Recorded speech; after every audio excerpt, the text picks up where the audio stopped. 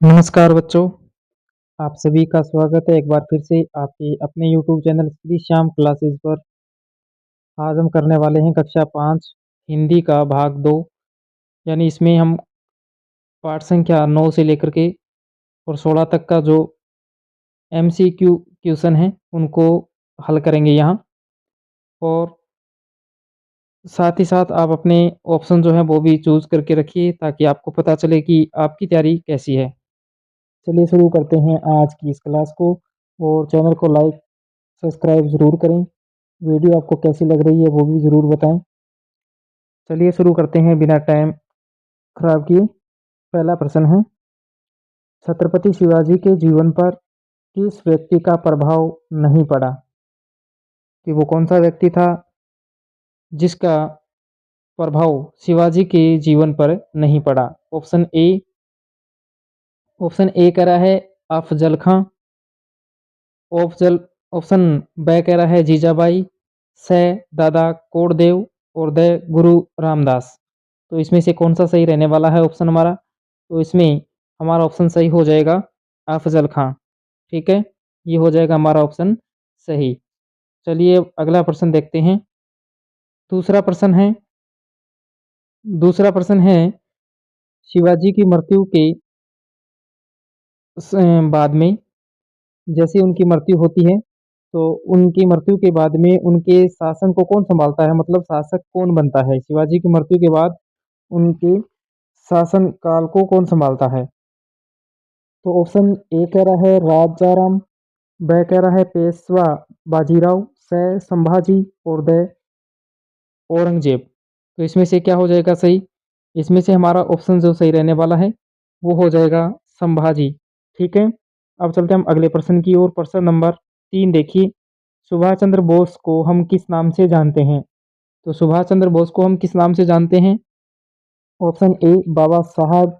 ब नेताजी। से राष्ट्रपिता और द सरदार। तो सुभाष चंद्र बोस को हम किस नाम से जानते हैं? नेताजी के नाम से जानते हैं। तो ऑप्शन ब है वो हमारा सही हो जाएगा इसमें। अब चलते हैं हम अगले प्रश्न की ओर। अगला प्रश्न है प्रश्न नंबर 4, स्टेचू ऑफ यूनिटी किसकी मूर्ति है? तो स्टेचू ऑफ यूनिटी मूर्ति किसकी बनी है? महाराणा प्रताप। ब जवाहरलाल नेहरू। से सरदार वल्लभ भाई पटेल और द अटल बिहारी वाजपेयी। तो इसमें से हमारा कौन सा सही रहने वाला है? तो इसमें हमारा सही हो जाएगा सरदार वल्लभ भाई पटेल। ठीक है, सही ऑप्शन है वो हमारा इसमें सही हो जाएगा। इसके बाद में अगला प्रश्न है, वीर शिवाजी का जन्म कहाँ हुआ? वीर शिवाजी का जन्म है वो कहाँ पर हुआ, वो स्थान बताना है। ऑप्शन ए पुणे के पास। ऑप्शन ब कटक के पास। ऑप्शन स इंदौर के पास और द बंगलुरु के पास। तो इसमें से हमारा ऑप्शन कौन सा सही रहने वाला है? तो इनका जन्म जो है वो पुणे महाराष्ट्र के में हुआ था। ठीक है ना, पुणे जो महाराष्ट्र में पड़ता है इसमें इनका जन्म हुआ। अगला प्रश्न है, सुभाष चंद्र बोस का जन्म कहाँ हुआ? सुभाष चंद्र बोस का जन्म है वो स्थान बताना है आपको। तो ऑप्शन ए पुणे में। ऑप्शन ब कटक में। ऑप्शन स कह रहा है इंदौर और द कह रहा है बंगलुरु में। तो सुभाष चंद्र बोस का जन्म है वो कहाँ पे हुआ? तो वो हुआ था कटक। ठीक है, वो हो गया कटक। इसका ऑप्शन ब है वो सही रहेगा। इसके बाद है प्रश्न नंबर 7, पटेल का जन्म कहाँ हुआ? काफी इंपॉर्टेंट प्रश्न है ये। पटेल का जन्म कहाँ हुआ? तो इसमें से ऑप्शन कौन सा रहेगा सही? ऑप्शन ए पुणे में। ऑप्शन ब कटक में। से गुजरात में या फिर द उड़ीसा में। तो सरदार वल्लभ भाई पटेल का जन्म है वो गुजरात में हुआ। ठीक है, ऑप्शन से इसमें सही होगा हमारा ऑप्शन। उसके बाद में अगला प्रश्न देखिए, प्रश्न नंबर 8। आठवां प्रश्न है, आठवां प्रश्न कह रहा है, पटेल ने बैरिस्ट्री की पढ़ाई कहाँ से की? यानी वो बैरिस्ट्री की जो पढ़ाई करने गए थे वो कहाँ से करके आए? ऑप्शन ए गुजरात में। ब लंदन में। पेरिस में। से द रूस में। बताइए कौन सा सही रहने वाला है इसमें? तो इसमें हमारा ऑप्शन जो है वो कौन सा हो जाएगा? ब है वो सही हो जाएगा, लंदन। ठीक है, अगला प्रश्न प्रश्न नंबर 9। नौवां प्रश्न देखिए, किसका जन्मदिन दिवस जो है हम राष्ट्रीय एकता दिवस के रूप में मनाते हैं या मनाया जाता है? यानी किसका जन्म दिवस राष्ट्रीय एकता दिवस के रूप में मनाया जाता है? उस आदमी का नाम बताना है। ऑप्शन ए कह रहा है शिवाजी का, ऑप्शन बी सुभाष चंद्र का, ऑप्शन सी सरदार वल्लभ भाई पटेल का या फिर ड महात्मा गांधी का।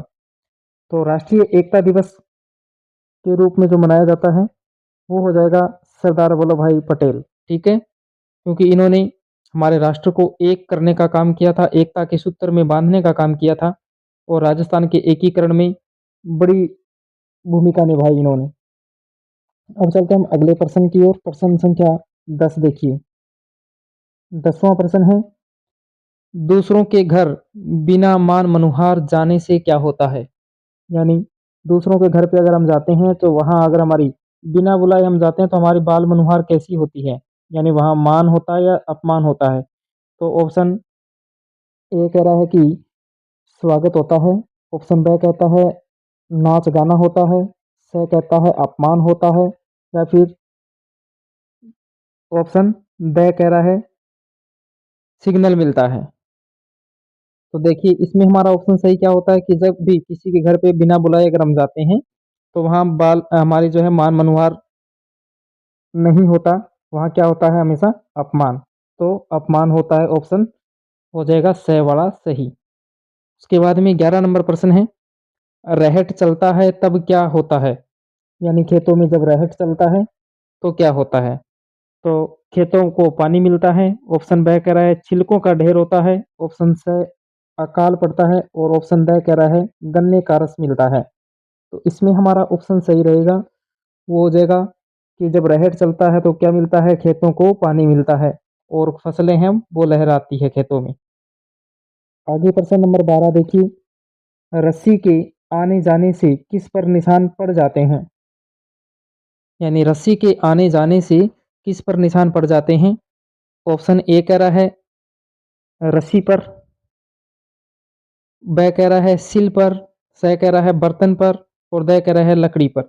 ये जो पाठ है वो दोहे वाला पाठ है और इसमें ये बात कही गई है कि एक कुएं में जब रस्सी लटकी होती है और उसके सहारे जब हम बाल्टी को खींचते हैं तो पानी तो लेके निकलती है वो, लेकिन वो रस्सी आने जाने से क्या है, पत्थर कितना कठोर होता है उस पर वो एक रस्सी के जो निशान है वो उस पे बन जाते हैं धीरे धीरे। तो वो हुआ कैसे? वो हुआ है निरंतर प्रयत्न करने से, निरंतर प्रयास करने से उस पत्थर पे भी क्या है निशान पड़ जाते हैं। तो यहाँ यही बात बताई गई कि रस्सी आने जाने से किस पर निशान पड़ जाते हैं। तो यहाँ हो जाएगा हमारा ऑप्शन कौन सा सही रहेगा? इसमें हमारा ऑप्शन हो जाएगा सिल वाला। ठीक है ना, तो सिल पर क्या हो जाते हैं? निशान हो जाते हैं। अब चलते हैं हम अगले प्रश्न की ओर। अगला प्रश्न प्रश्न नंबर 13। 13वां प्रश्न देखिए क्या कह रहा है, ज्ञान दीप जलाना कैसा है? यानी ज्ञान का दीप जलाना कैसा है? ऑप्शन ए बुरा है, ऑप्शन ब कह रहा है उत्तम है, ऑप्शन से गलत और ऑप्शन द इनमें से कोई नहीं। तो ज्ञान का दीप जलाना क्या होता है? उत्तम होता है, अच्छा होता है। ठीक है ना, किसी को ज्ञान देना क्या है? उत्तम है। तो ये हो जाएगा हमारा ऑप्शन ब इसमें सही। इसके बाद में 14वां प्रश्न देखिए, मीरा के कृष्ण कैसे हैं? तो मीरा जी के जो कृष्ण हैं वो कैसे हैं? ऑप्शन ए सांवले, ब गोरे और स कह रहे हैं काले और द ऑप्शन क्या कह रहा है? इनमें से कोई नहीं। तो देखिए मीरा ने जो कृष्ण की छवि का वर्णन किया है तो उसमें उन्होंने बताया है कि उनके अनुसार कृष्ण कैसे हैं उनके, तो उनके कृष्ण जो है वो कैसे हैं? सांवले हैं। ऑप्शन ए है वो सही हो जाएगा इसमें, सांवले। ठीक है। प्रश्न नंबर 15 देखिए। प्रश्न नंबर 15 है, रमेश जी कौन है? कि रमेश जी हैं वो कौन है? ऑप्शन ये वो पिकनिक वाला पार्ट है जिसमें बच्चे जो है वो पिकनिक पर जा रहे थे, तो रमेश जी के बारे में पूछा है कि कौन है। ऑप्शन ए गुनगुन के पापा, ऑप्शन बी सुगुन के पापा, स कह रहा है सुगुन और गुनगुन दोनों के और द कह रहा है इनमें से कोई नहीं। तो हमारा ऑप्शन यहाँ सही बैठने वाला है वो क्या है? वो हो जाएगा स वाला ऑप्शन सही, कि सगुन और गुनगुन दोनों के वो क्या थे? पापा थे। ठीक है ना। उसके बाद में प्रश्न नंबर 16 देखिए। 16 नंबर प्रश्न है, गुनगुन कहाँ जाना चाहती थी? कि गुनगुन जो है वो कहाँ जाना चाहती थी? ऑप्शन ए मेले में, ब नानी के घर, स पिकनिक पर या फिर द इनमें से कोई नहीं। तो गुनगुन और वो सारे बच्चे जो हैं वो कहाँ जा रहे थे? पिकनिक पर जा रहे थे। ठीक है ना? सभी बच्चे जा रहे थे लेकिन गुनगुन जो है वो पैर से विकलांग थी। तो इसी वजह से वो जाना नहीं चाहती थी लेकिन सब बच्चों ने उसकी क्या की? मदद की और इसी वजह से वो क्या है? जाने के लिए भी राजी हो गई। तो वो पिकनिक पर जाना चाहती थी। इसके बाद में अगला प्रश्न इसी पाठ से है, किस दिन बच्चे पिकनिक पर जा रहे थे? यानी वो कौन सा दिन था जब बच्चों ने पिकनिक पर जाने का निर्णय लिया? तो इसमें से ऑप्शन ए कह रहा है रविवार को, ब सोमवार को, स मंगलवार को और द बुधवार को। तो इसमें हमारा ऑप्शन जो है वो सही रहेगा, रविवार वाला। रविवार के दिन छुट्टी थी और उस दिन बच्चे जो है वो कहाँ जा रहे थे? पिकनिक पर। अब चलते हैं हम 18वें प्रश्न की ओर। 18वां प्रश्न है, गुनगुन की मदद के लिए कौन तैयार था? कि गुनगुन जो है वो विकलांग तो थी लेकिन उसकी मदद करने के लिए कौन तैयार थे? ऑप्शन ए शगुन, ऑप्शन ब अध्यापक, स बच्चे या फिर द सभी। तो इसमें अगर बात करें तो गुनगुन को जो है मदद के लिए सब लोग तैयार थे। ठीक है ना? शगुन भी, अध्यापक भी, बच्चे भी। ठीक है ना? तो ये इसमें हमारा ऑप्शन कौन सा रहेगा? ऑप्शन द है वो हमारा इसमें सही रहेगा। ठीक है। अब चलते हैं हम 19वें प्रश्न की ओर। 19वां प्रश्न है, स्कूल के प्राचार्य का नाम था, यानी स्कूल का जो प्राचार्य था उसका नाम क्या था? तो ऑप्शन ए कह रहा है शगुन, ऑप्शन ब गुनगुन और ऑप्शन स कह रहा है श्वेता और द रमा। तो देखिए इसमें हमारा ऑप्शन जो रहने वाला है वो रहेगा कौन सा सही? इसमें हो जाएगा हमारा सही श्वेता। ठीक है ना? श्वेता है वो स्कूल की क्या थी? प्राचार्य थी। अब चलते हैं हम अगले प्रश्न की ओर। प्रश्न नंबर 20। देखिए 20वां प्रश्न, कविता में सपनों का कंदील किसे कहा गया है? कविता सपनों का कंदील जो है उसमें सपनों का कंदील किसे कहा गया है? ऑप्शन ए कह रहा है दीपक, ब पतंग, स सितारा और द बालक। तो देखिए सपनों का कंदील यहाँ जो इस कविता में जिक्र किया गया था वो किसके बारे में किया गया था? दीपक के बारे में। ठीक है, ऑप्शन हो जाएगा हमारा ए इसमें सही। 21वां प्रश्न देखिए, धरती पर फैला अंधियारा किसे दर्शाता है? यानी धरती पर जो अंधियारा फैला है वो अंधियारा हमें किसकी ओर संकेत करता है? ऑप्शन ए रात को दर्शाता है, ऑप्शन ब कह रहा है कठिनाइयों को दर्शाता है और स कह रहा है पर्व को और द कह रहा है आकाश को। तो धरती पर फैला अंधियारा किसे दर्शाने का काम करता है? ऑप्शन हो जाएगा ब वाला सही, कि ये कठिनाइयों को दर्शाता है। ठीक है ना? जब भी मनुष्य के जीवन में कठिनाइयाँ आती हैं तो ये कह सकते हैं कि जीवन में क्या हो गया? अंधेरा हो गया। तो कठिनाइयों को दर्शाता है। उसके बाद में अगला प्रश्न है 22 नंबर देखिए। 22 नंबर प्रश्न क्या कह रहा है? सपनों का कंदील खींचना। कंदील खींचना इसका मतलब क्या होता है? ऑप्शन ए कह रहा है ऊंचा, ऑप्शन ब नीचा, दाएं या फिर बाएं। तो सपनों का कंदील खींचना मतलब उसे और क्या करना? ऊंचा करना। ठीक है ना? तो इसमें हो जाएगा ऊंचा। ऑप्शन ए है वो इसमें सही रहेगा। उसके बाद में 23वां प्रश्न देखिए। 23वां प्रश्न है, किसका उजियारा बतलाया है? यानी कविता में किसका उजियारा बतलाया है? तो यहाँ उजियारे की अगर बात करें तो ऑप्शन ए कह रहा है अपना, ब कह रहा है पराया और स कह रहा है अच्छा और द कह रहा है बुरा। तो किसका उजियारा बताया गया है? इसमें ऑप्शन हमारा सही रहेगा ए वाला, अपना उजियारा बताया गया है। उसके बाद में 24 नंबर प्रश्न है। 24 नंबर प्रश्न है, रंगीन सितारा है। रंगीन सितारा कौन सा है वो बताना है। रंगीन सितारा किसे कहा गया? शुक्र तारा को, ध्रुव तारा को, पुंछल तारा को या इनमें से कोई नहीं। तो यहाँ रंगीन सितारा जो है वो किसको कहा गया? ध्रुव तारे को। ठीक है ना? ध्रुव तारे को कहा गया। अगला प्रश्न है 25 नंबर, पथिक को भटकने से रोकेगा। पथिक, पथिक क्या होता है? पथिक जो है रास्ते पे चलने वाला यात्री। ठीक है ना? जो यात्रा करता है, जो रास्ते पे चलता है वो पथिक है। ठीक है ना? तो वो पथिक कहा गया है। तो पथिक पर चलने वाला जो पथिक होता है यानी पथ पर चलने वाला, पथ मतलब होता है रास्ता। ठीक है ना? क्या होता है? रास्ता। यानी ये पथिक है तो इसको हम ये बोल सकते हैं कि ये होता है राह, राहगीर। ठीक है ना, ये राहगीर। और राहगीर का मतलब हो गया कि जो रास्ते पर चलता है। ठीक है ना, किस पे चलता है? रास्ते पर चलने वाला, राहगीर इसको कहा गया। उसके बाद में है कि पथिक को भटकने से रोकेगा कौन? तो पथिक पर भटकने से रोकने का जो काम करता है वो करता है, ऑप्शन ए कह रहा है कंदील, ब कह रहा है ध्रुव तारा, स कह रहा है दोनों, या फिर द इनमें से कोई नहीं। तो देखिए, पथिक को रोकता कौन है? यानी जब वो रास्ता भटक जाता है तो उसको भटकने से रोकने का काम यहाँ करता है कौन? हमारा ध्रुव तारा, क्योंकि ये हमेशा उत्तर दिशा को दर्शाता है और रात्रि में ये दिखाई देता है। तो जब ये ध्रुव तारा नजर आता है तो पथिक को पता चल जाता है कि ये उत्तर दिशा है, और एक दिशा का जब ज्ञान होता है तो तीनों दिशाओं का भी ज्ञान हो जाता है। तो ये है पथिक को रोकने से भटकने वाला हमारा ध्रुव तारा। उसके बाद में अगला 26वां प्रश्न है। 26वां प्रश्न है, धरती से प्यारा लगता है, यानी धरती से प्यारा लगता है क्या? उजियारा, अंबर, पूंछल तारा, या फिर सभी? बताइए, धरती से क्या प्यारा लगता है? धरती से तो भाई क्या प्यारा लगता है? उजियारा है वो प्यारा लगता है, यानी प्रकाश। ठीक है ना, इसको हम क्या लिख सकते हैं? इसको हम प्रकाश लिख सकते हैं। ठीक है ना, उजियारा यानी प्रकाश। तो धरती पर तो प्रकाश है, वही क्या लगता है? प्यारा लगता है। अगला प्रश्न है पत्र वाला, कि पत्र कौन लिख रहा है? जो पत्र लिखने का काम है, ये पत्र कौन लिख रहा था? म- मामा जी, मामी जी, भैया, या फिर तनु? तो यहाँ पत्र लिखने का काम है वो कौन कर रही थी? तो यहाँ तनु काम कर रही थी। ठीक है ना, तनु जो है वो पत्र लिख रही थी। अगला प्रश्न है, मोलेला किसका नाम है?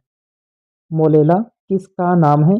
ऑप्शन ए कह रहा है गांव, ब कह रहा है शहर का, स कह रहा है कस्बे का, और द कह रहा है देश का।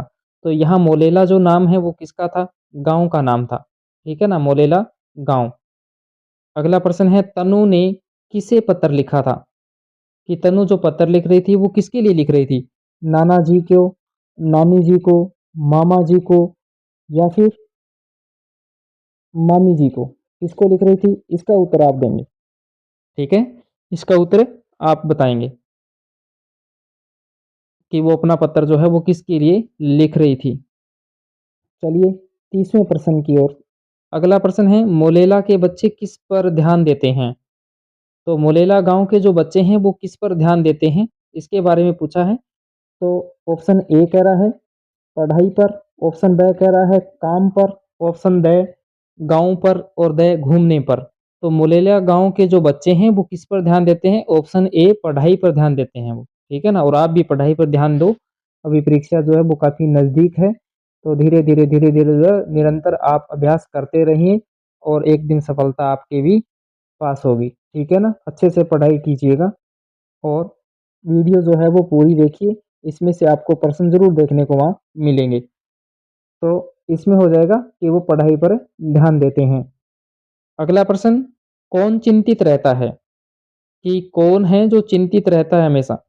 तो इसमें ऑप्शन ए तो कह रहा है युवा, बच्चे, ब कह रहा है बच्चे, और स कह रहा है महिलाएं, और द कह रहा है बुजुर्ग। ठीक है, तो चिंतित रहने का तो काम भाई किसका है? हमारे बुजुर्ग लोगों का है। ठीक है ना, उनको बच्चों की, घर की, सबकी क्या है? चिंता रहती है, तो वो चिंतित रहते हैं। चलिए अगला प्रश्न देखते हैं।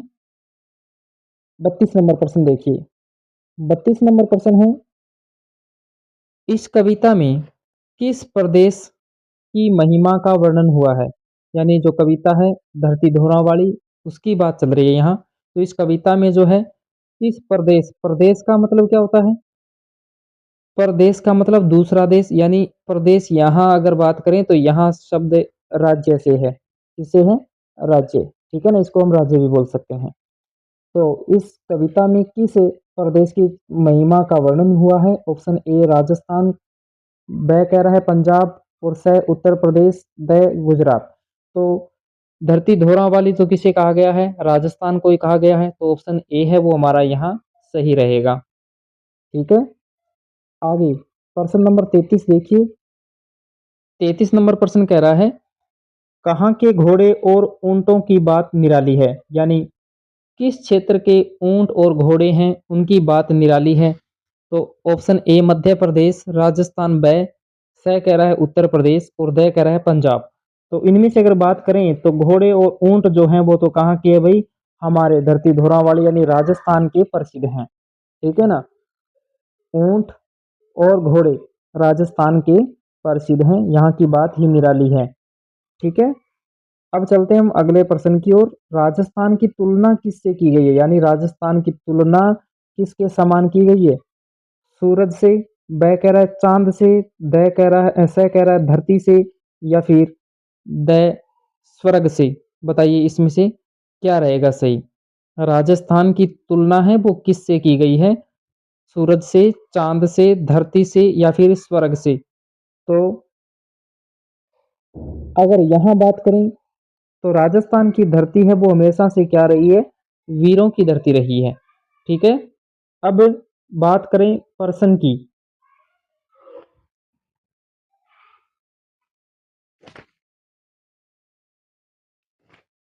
वाला है वो हो जाएगा ऑप्शन द वाला जो है वो सही रहेगा। क्या हो जाएगा, द ऑप्शन है वो सही रहेगा, स्वर्ग से, क्योंकि हमारी राजस्थान की धरती स्वर्ग से कम नहीं है। अब चलते हैं अगले प्रश्न की ओर। प्रश्न नंबर 35 है, राजस्थान की भूमि पर अमृत कौन बरसाता है, कि राजस्थान की जो धरती है उस पर अमृत बरसाने का काम कौन करता है। तो अमृत की वर्षा जब होती है तो वो कौन करता है राजस्थान पे। ऑप्शन ए चंद्रमा, ब सूरज, ब बादल या फिर आकाश। तो यहाँ हमारा ऑप्शन सही रहने वाला है, वो हो जाएगा चंद्रमा। ठीक है ना, क्या हो जाएगा, चंद्रमा। राजस्थान की भूमि पर अमृत कौन बरसाता है, तो चंद्रमा बरसाता है। उसके बाद में 36 नंबर प्रश्न देखिए। प्रश्न नंबर 36, 36 नंबर प्रश्न है, राजस्थान की धरती पर रमण करने के लिए आते हैं। देखिए यहाँ एक शब्द आया है, इसको आप ध्यान से देखिए, ये है रमन। रमन का मतलब क्या होता है, रमन का मतलब होता है निवास। ठीक है ना, क्या लिख सकते हैं हम, निवास या फिर रहने के लिए। ठीक है ना, क्या लिख सकते हैं, रहने के लिए, निवास करने के लिए। तो राजस्थान की धरती पर रहने के लिए या निवास करने के लिए कौन आते हैं। ऑप्शन ए तो कह रहा है यात्री, ब कह रहा है पक्षी, स देवता और द दानव। तो राजस्थान की धरती एक ऐसी धरती है जिस पर क्या है, देवता भी निवास करने के लिए आते हैं। ठीक है ना, चलते हैं हम अगले प्रश्न की ओर। प्रश्न नंबर है 37, रीना का किसके साथ झगड़ा हुआ था। रीना का झगड़ा किसके साथ हुआ था। ऑप्शन ए अपने सबसे अच्छे दोस्तों के साथ, उसके बाद में ब ऑप्शन है अपनी शिक्षिका के साथ, स कह रहा है अपनी दीदी के साथ और द अपने भाई के साथ। तो रीना का जो झगड़ा है वो किसके साथ हुआ था, वो हुआ था अपने सबसे अच्छे दोस्तों के साथ। ऑप्शन ए है वो यहाँ सही हो जाएगा। अगला प्रश्न 38 नंबर देखिए, दीदी ने रीना को झगड़ा दूर करने का पहला तरीका कौन सा बताया, यानी उन्होंने जो तरीके बताए थे उसमें से पहला तरीका जो है वो झगड़ा रोकने का कौन सा बताया। ऑप्शन ए बातचीत का, ब जोर जबरदस्ती का, स समझौते का और द टालने का। तो देखिए इसमें से हमारा ऑप्शन ब है वो सही रहेगा कि उन्होंने जोर जबरदस्ती का तरीका जो है वो बताया था पहला। उसके बाद में अगला प्रश्न, रीना ने समझौते की बात सुनकर क्या सोचा।